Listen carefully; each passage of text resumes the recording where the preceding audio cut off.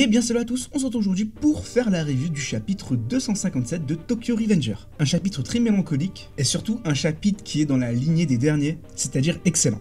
Donc on va commencer la review sans plus attendre. Donc on s'était laissé lors du dernier chapitre sur le train qui fonçait tout droit dans la bagarre générale entre le Bonten et le Tokyo Monjikai, et du coup on avait Takemichi qui n'arrivait pas à stopper le train. Et le chapitre débute directement avec Takemichi qui cherche encore où se trouve le frein et qui commence vraiment à stresser et réalise qu'il est peut-être maintenant trop tard et qu'il ne pourra pas sauver tout le monde. D'ailleurs, Harushio lui-même dit qu'il est maintenant trop tard et qu'ils pourront jamais stopper le train avec une telle vitesse. Puis juste après, on a Takemichi qui demande à Kaku, son ami d'enfance, de venir l'aider. Mais, il se rend compte que, Kaku, il est mal en point. Il remarque qu'en fait, la blessure que lui a fait Harushio était bien plus profonde que ce qu'elle laissait paraître. Et du coup, on a un Kakusho qui est totalement dans les vapes et qui ne répond pas. Mais bon, juste après, il se réveille et il ordonne à Takemichi de descendre du train parce que s'il reste dans le train, il va mourir. Takemichi qui au même moment trouve la commande du frein et qui dit à Kakusho de descendre parce que c'est bon, il va gérer maintenant qu'il a trouvé le frein.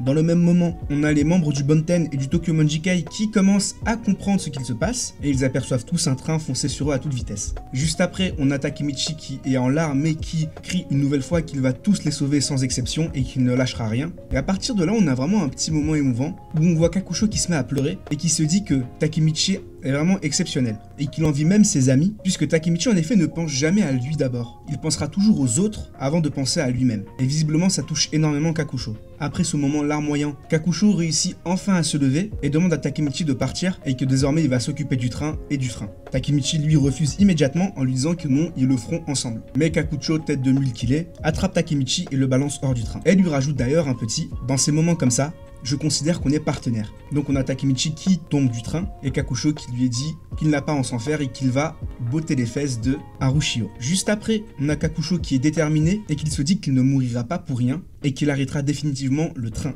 Et c'est ce que l'auteur nous laisse penser, puisqu'on aperçoit des étincelles entre les roues et les rails, nous laissant penser qu'il a réussi à stopper le train. Sauf que la réalité est tout autre, et le train arrive de plus en plus vite dans la bagarre générale. Les membres des deux gangs commencent réellement à avoir peur, et on a même Shifuyu et Mitsuya qui se demandent ce qu'il se passe. Donc l'auteur vraiment nous fait comprendre que la situation est critique, et que si ça continue comme ça, ils vont tous y passer et Takemichi au final n'aura sauvé personne. Kakucho lui-même qui ne comprend pas pourquoi le train est toujours en marche et commence à avoir les larmes aux yeux. Et à ce moment-là, on aperçoit la boucle d'oreille d'Izanai. Et Kakucho a comme un flash et derrière lui se trouve son ami de toujours, l'homme qu'il respecte le plus, c'est-à-dire Izana. Celui-ci apparaît en lui disant qu'il est toujours aussi imprudent, mais qu'il a toujours été comme ça, que c'est dans la nature de Kakusho au final. Et dans une scène vraiment très stylée, on a Izanai qui pose sa main sur celle de Kakusho, qui tient le frein et qui lui dit qu'il va l'aider. Avec du coup Izanai qui est en fond derrière Kakusho. Et vraiment cette page est exceptionnelle. Elle est très belle et très symbolique. Finalement, Kakusho arrive à stopper le train in extremis et Harushio lui est totalement bouche bée. Takemichi lui comprend que Kakusho a réussi à stopper le train et celui-ci se dirige directement vers lui. Sauf que là il y a un petit problème. Takemichi voit son ami Kakusho sans vie. Et le chapitre se termine sur ça. Donc Wakui nous laisse penser que Kakusho est mort en nous disant à la fin que pour sauver la vie de ses compagnons, Kakusho sacrifie la sienne. Donc, il y a des choses à dire. Tout d'abord, la mort de Kakusho. Est-ce qu'il est réellement mort? Alors pour ma part, je pense que oui. Ou en tout cas qu'il est aux portes de la mort et qu'il ne s'en sortira pas. L'auteur nous a déjà fait croire une fois à la mort de Kakusho lors du dernier arc, en tout cas le dernier gros arc de Tokyo Revenger, donc le gang de Izanai contre le gang de Maiki, et à la toute fin, l'auteur nous a fait croire que Kakusho est mort avec Izanai. Sauf que, au final, Kakusho s'en est sorti in extremis. Donc je ne pense pas que l'auteur nous fera deux fois le même coup, en sachant que le personnage de Kakusho est assez spécial. Car quand on regarde bien, Kakusho en réalité, il a eu une vie assez triste. Lorsqu'il était en CE2, ses parents meurent d'un accident et c'est le seul qui est en vie. La seule personne qu'il estimait vraiment et qu'il aimait vraiment est morte. Et la deuxième personne qu'il respectait le plus, c'est-à-dire Takemichi, se retrouve dans le gang ennemi qu'il doit combattre, et au final ne peut même pas réellement être ami avec lui. Donc vraiment ce perso, un peu comme Draken, il est tragique. D'ailleurs ce personnage ressemble beaucoup à Draken. Au-delà du chara-design et de certaines planches qui sont vraiment des copier-coller du visage de Draken mais juste avec des cheveux en moins, tout comme Draken, Kakusho, il s'est énormément lié d'amitié avec Izanai. Izana d'ailleurs qui est le demi-frère de Maiki. L'auteur nous a montré plusieurs fois, ou du moins nous a répété plusieurs fois que Kakusho n'était pas n'importe qui, et qu'il était extrêmement puissant dans l'univers de Tokyo Revenger, mais il n'a jamais réellement eu le temps de briller. Car Kakusho, il a toujours affronté des ennemis bien plus forts que lui. Que ce soit Maiki, Sus, Izanai, l'auteur l'a toujours mis face à des personnages extrêmement puissants, pour ne pas dire que face aux personnages les plus puissants de Tokyo Revenger. Car lorsqu'on regarde bien, Sus, c'est le chef de son gang, Mikey, c'est le chef de son propre gang, Izanai, c'est le chef de son propre gang, donc Kakusho n'a fait qu'affronter des chefs de gang, ce qui est normal qu'il perde au final. Et beaucoup n'ont pas compris ça, et pensent que Kakusho c'est juste un pétard mouillé, et qu'en réalité il n'est pas vraiment puissant. Mais ce n'est pas du tout le cas, le personnage est vraiment puissant, la preuve, c'est le second de Izanai, et Izanai c'est pas n'importe qui, et surtout, n'oublions pas que dans la dernière timeline de Takemichi, donc lorsqu'il est revenu en tant qu'adulte, Kakusho était le numéro 3 du Bonten, le Bonten qui règne sur tous les gangs.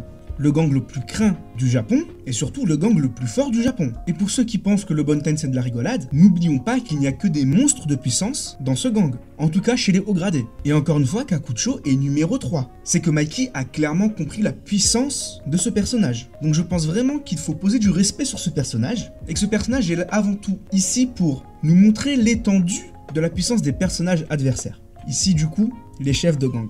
Donc voilà, ça c'était le point par rapport à Kakusho et justement ce qu'il nous a montré dans le manga et sa véritable puissance entre guillemets. Et c'est pas parce qu'il a perdu tous ses combats face aux chefs de grands gangs que le personnage est mauvais. Maintenant, ce qui concerne Takemichi, encore une fois, celui-ci n'arrive pas à sauver tout le monde. Et c'est toujours les personnes qui comptent le plus à ses yeux qui meurent et qui n'arrivent pas à sauver. Mais bon, j'ai pas grand chose à dire par rapport à ça, ici en tout cas, puisqu'on est plus ou moins habitué avec Takemichi. Plus il tient une personne, moins il arrive à la protéger. Mais ça, j'en reparlerai dans une vidéo vraiment à part. Et pour ce qui est de Harushio, lui aussi il aura une vidéo spécialement dédiée à lui, parce qu'il y a beaucoup de choses à dire sur ce personnage, et sur ce qui peut nous amener par le futur. En ce qui concerne le chapitre, moi je l'ai énormément apprécié, vraiment les 2-3 derniers chapitres de Tokyo Revenger sont excellents et ça fait vraiment plaisir à voir parce que beaucoup de personnes se plaignaient des derniers chapitres, etc. Et là, justement, voir les gens retourner leur veste, c'est vraiment satisfaisant à voir parce que beaucoup sous-estiment Wakui, mais n'oublions pas qu'il sait gérer son manga et il sait ce qu'il fait. Et d'ailleurs, un dernier petit point, j'ai beaucoup vu de débats sur le fait que Izanai apparaît derrière Kakusho et l'aide à tirer le levier. Ça en a déplu à beaucoup, mais pour ma part, ça m'a pas vraiment dérangé. J'ai vraiment aimé la scène, j'ai trouvé ça très beau, très symbolique, et c'était vraiment touchant. Voilà en ce qui concerne ce chapitre. N'hésitez pas à me dire ce que vous avez pensé du chapitre dans les commentaires, et puis moi je vous dis à la prochaine. Bye bye!